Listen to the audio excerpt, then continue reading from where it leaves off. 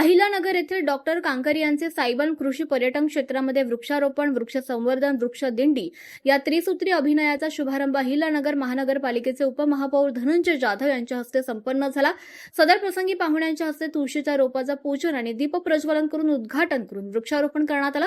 या कार्यक्रमाच्या अध्यक्षस्थानी डॉक्टर प्रकाश कांकरिया हे होते।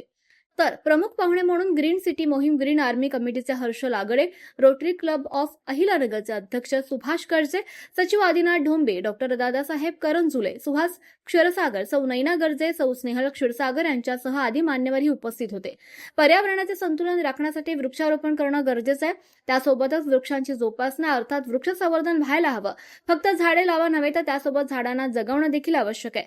वृक्षदिंडीच्या माध्यमातून बालवयातच मुलांवर वृक्ष संस्कार होतात।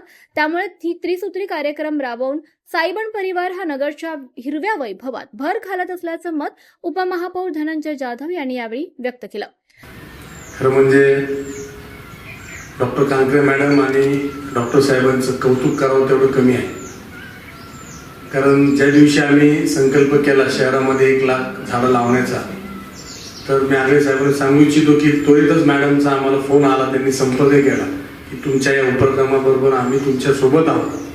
खरं म्हणजे अशी जी सामाजिक बांधिलकी ज्याला असते तीच व्यक्ती अशा प्रकारे लगेचच आपल्याबरोबर सामील होत असतात। मी माझ्या वतीनं त्यांना खूप खूप शुभेच्छा देतो।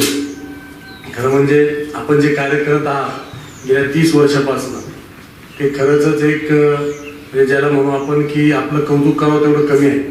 राजकीय क्षेत्रामध्ये, सामाजिक क्षेत्रामध्ये ज्यावेळेस आम्ही काम करत असतो की कुठलंही राजकीय व्यक्ती जर आपण पाहिलं तर कुठला तरी उद्देश ठेवून तो काम करत असतो। आता आम्ही ज्यावेळेस 1 लाख वृक्ष लावण्याचा संकल्प केला त्यावेळेस बऱ्याच जणांनी म्हटलं की याच्या मागे काहीतरी राजकीय उद्देश असू शकतो, परंतु आपण कुठलीही अपेक्षा न ठेवता अशा प्रकारे एक चांगलं कृषी पर्यटन क्षेत्र चालवता। मी माझ्या वतीनं त्यांना खूप खूप शुभेच्छा देतो। पर्यावरणाचे रक्षण करणं प्रत्येक भारतीयांची जबाबदारी आहे। सायबनमध्ये आम्ही हजारो झाडे लावली आणि ती जगवली। सायबनला महाराष्ट्र शासनाचा आणि वनश्री पुरस्कार प्राप्त झाला असल्याचं अध्यक्ष भाषणात डॉक्टर प्रकाश कांकरिया म्हणाले। सायबनमध्ये आलेले 150 विद्यार्थी तसेच सायबनचे अधिकारी, पदाधिकारी, कर्मचारी रोटरी परिवार वृक्षदिंडीमध्ये सहभागी झाले। त्यात नौजवान भारत सभा अहिलानगरचे संस्थेचे विद्यार्थी अग्रभागी होते। वृक्षदिंडीचे उद्घाटन 10 वर्षांची चिमुकली शूरा क्षीरसागर हिच्या हस्ते करण्यात आलं। पुढे वृक्ष पालखी आणि त्यामागे विद्यार्थी हातामध्ये पर्यावरण संवर्धनाचे फलक घेऊन वृक्षदिंडीमध्ये दिमाखात चालत होते। झाडे लावा, झाडे जगवा, पेड़ लगाव, देश बचाव, पर्यावरणाचे संवर्धन करूया, देशाला समृद्ध करूया या घोषणानं सायबनचा परिसर दुमदुमून गेला। कार्यक्रमाच्या शेवटी डॉक्टर सुधा कांकरिया यांनी मी वृक्षतोड करणार नाही आणि करू देणार नाही, मी एक तरी झाड लावेन आणि त्याला जागवेल अशी प्रार्थना त्यांनी उपस्थितांकडून करून घेतली।